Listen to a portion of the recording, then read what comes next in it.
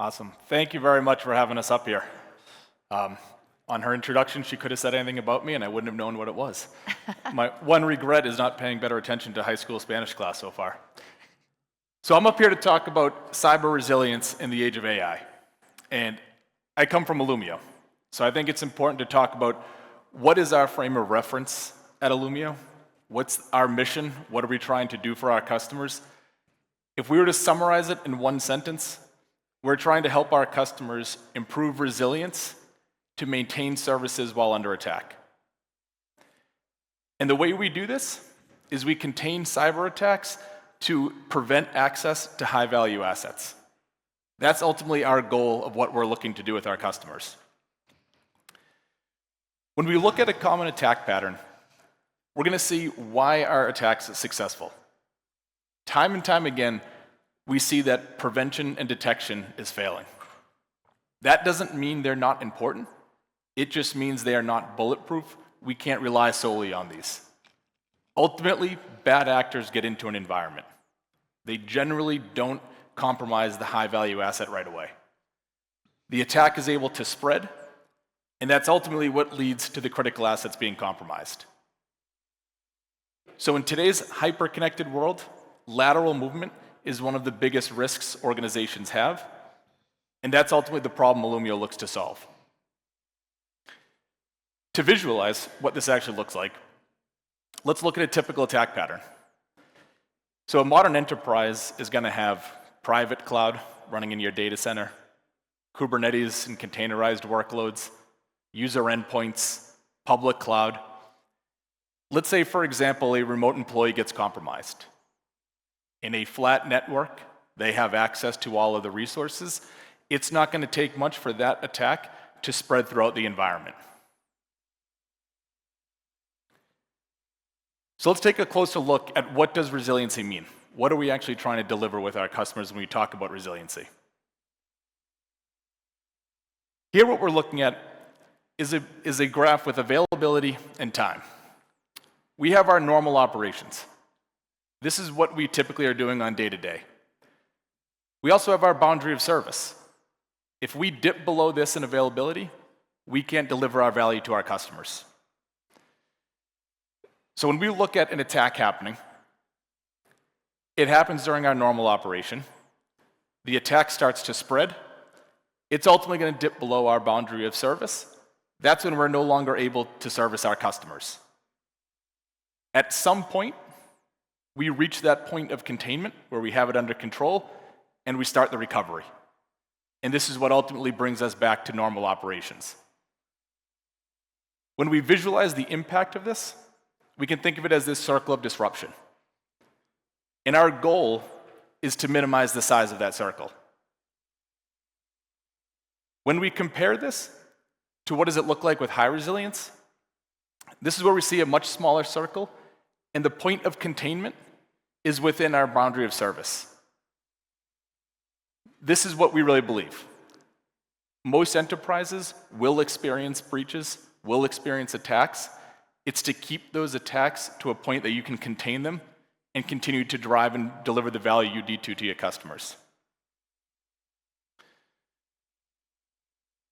When we look at some industry validation of this, 44% of organizations say they lack the ability to identify and contain an attack. 35% say that's due to a lack of visibility in their environment. And 51% agree that ransomware is one of the highest threats to their organization. But still, we are seeing the basics not being fixed. 55% of attacks leverage lateral movement to move through an environment. 32% of ransomware attacks leveraged RDP. When we talk to our customers about low-hanging fruit to go after, mitigating just your admin access. And 52% of attacks used privileged systems, used unpatched systems to gain privileged access. And what about AI? What does that do to this story? So we know AI is being used across verticals. It's being used in energy, in banking, in healthcare, in manufacturing. It's being used for a lot of good to accelerate delivering value to customers. But a recent World Economic Forum survey asked the question, who is AI helping more? Is it helping the defenders or is it helping the attackers? When we look at the results, 56% said it's helping the attackers more. 35% thought it was balanced, and the remainders thought it was helping the defenders. Let's look at an example, and this is not theoretical anymore. These are out in the wild, of how is AI being used by the attackers that's making our lives as the defenders harder. So as an example, we have a compromise. It's able to phone home and say, hey, I was stopped by the EDR, but here's what I learned. Regenerative AI makes it so they can get updated code, try the attack again. Okay, still not successful, but here's what else that I learned. Receive some new code to try again. Yep, that worked, I'm in. This is what the defenders are going to have to be defending against in the age of AI.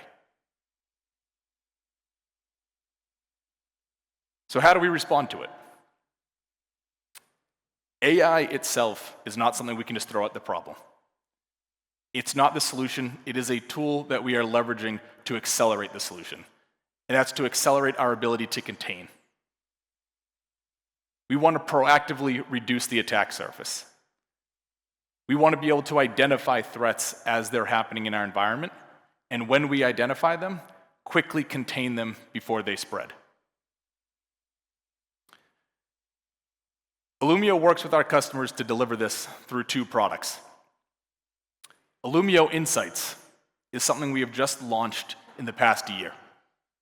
This heavily focuses on the identify and detection. Illumio has always been built on a graph. We've always collected data from customers' environments. A graph at its core is nodes and edges. Think of it in your environment, nodes are your resources, your compute, and the edges are how they're all connecting to each other. Illumio Insights analyzes that graph, and it's going to come up with the suggestions of where there's risky behavior, where you have too much lateral movement, which then feeds right into Illumio segmentation. This is where we build proactive controls to make it so threats can't move in your environment when you are compromised, and give you the ability to be able to do it reactively if you notice something via the Illumio Insights. We have one platform, and it is all powered by that graph. It has always been the underpinning of what we do. We've always collected data, and we use it to guide customers building out segmentation policy. Now we're really adding AI to the analysis of that graph to make it easier to go through an enormous amount of data and really identify what is the signal. What do we want to look at? We ingest flows and resources from your public cloud environments, AWS, Azure, GCP, OCI. We ingest data from your data center, from your user endpoint devices. That all goes into the graph, gets funneled into insights to help you detect and identify, and it also gets funneled right into segmentation to use that as the basis for building out policy. Raw data from the data center or from the public cloud is not that useful. A key part of this is enriching it. When we talk about doing segmentation and isolating an environment and building out policy, it has to be with business context. It has to be with how the organization typically communicates. All of that data enrichment makes it so we're no longer talking in layer 3, layer 4 networking terms. We are communicating how the business communicates. This is a visualization of Illumio Insights. Essentially, you can think of it as a pipeline. We bring raw data into the environment, we enrich it with all of that context, and then we start querying it, and that's what gives you the findings out of Insights. That's what shows you where's the risk in your environment. When you want to do the segmentation, it's the same data coming in, but now we're going to use that enrichment, that metadata, to make policy statements. Thinking back to that RDP statistic of over 30% of ransomware uses RDP to spread, A simple policy that says only hosts labeled as jump boxes are allowed to initiate RDP. That could take away unnecessary RDP throughout the entire environment, except where administrators are actually supposed to come from, mitigating that risk. It is a very simple policy that we have seen have tremendous return at customers. Essentially, what we are always doing is taking that business context, that metadata that you're using to write policy, and we are coordinating all the enforcement points that you already have. In a data center, that might be the stateful firewalls built into operating systems. In the public cloud, it's security groups and network security groups. It's giving a common platform to write a single intent-based policy model and have that carried through in the environment. So the question is, how have we used AI to accelerate what we're doing? I said AI itself is not the answer. AI is used to deliver value quicker. And I've got 3 examples of how Illumio is using AI to accelerate value in our customers. And we're going to look at it from Illumio of 3 years ago to Illumio now. The first one is, where do I start? Thinking of segmentation and proactively building out policy for your environment, it's a daunting task. Illumio Insights has made it so that becomes very clear in the first days of your deployment. Where is there too much open lateral movement risk? Where are you seeing risky communication in your environment?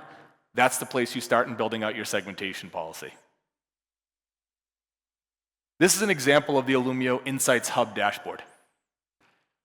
What we really want to do with this is just absolutely make it very clear where there is risk based off of the flows that we're seeing. Again, we have that underlying graph, and what Insights is doing is analyzing it and pointing out the things that you should go and investigate further. Where do you see communication to known bad destinations? Where are known bad sources coming into you? What are the top workloads that are moving data out of your environment, and how does that compare over time? Are you seeing anomalous spikes in data moving out? What risky services are in use? We've talked about RDP a few times. RDP in and of itself is not inherently malicious, but a random spike of RDP, new servers initiating RDP connections, that's an indicator that something is going on. And then leveraging machine learning to classify these workloads. Everything you see here in those destinations of what these servers are, that's coming out of the Illumio automated classification. You can get this dashboard within minutes of enabling Insights. And then every one of those insights, you just drill deeper into it to see what that time series looks like, what are the individual hosts that are communicating on it. And this is where you start to see the bridge to Illumio segmentation. Let's dig into that host that's having some anomalous behavior. Let's look at the map for that host and understand how does it talk to other VMs in my environment, to other cloud-native services, and ultimately either build policy to contain this or build some proactive policy to make sure this doesn't happen again in the future. The next one is, how do I fill in my labeling gaps? I've talked about metadata, the business context of understanding what's going on in an environment. This used to take months. We have taken it so now customers can take the data they have from a CMDB, from a naming convention. Let's still leverage that, but when you don't know what other things are, let's use our core services identifier, which does traffic pattern analysis to help you identify known applications like AD or NTP. You can review them. Say that, yes, this absolutely our database is based off the traffic we're observing. We also have our AI labeling, which if you notice in our map here, there's a bunch of workloads that have no role associated with them. When we come and turn on the AI labeling, it gives those auto suggestions that we can review, because we still want that sanity check of what we're proposing. But now you know what these workloads are, what the suggestions can be, and that has saved our customers months of having to go back to teams to ask, what is this workload? What is it supposed to be doing? And then finally, simply learning and navigating a new platform. Anytime an organization brings in a new solution, there's a training curve. You have to get folks understanding what this is doing, how to use it, how do you build the right queries. Illumio Virtual Assistant, showing up here on the right, you can ask it any question, it can give you documentation, and it can even trigger actions in the platform for you. So I could say things like, show me web traffic for the past month. It builds a query for the last month on 80 TCP and 443 TCP and shows me that graph.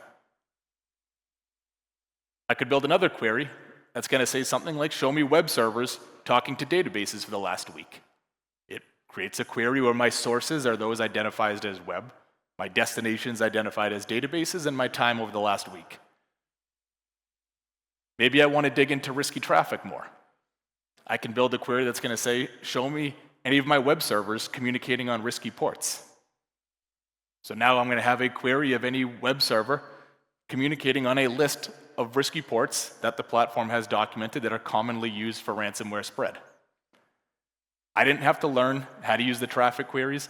This is a very simple example, but you're using essentially the Illumio Copilot component to ask these questions and auto-trigger those actions.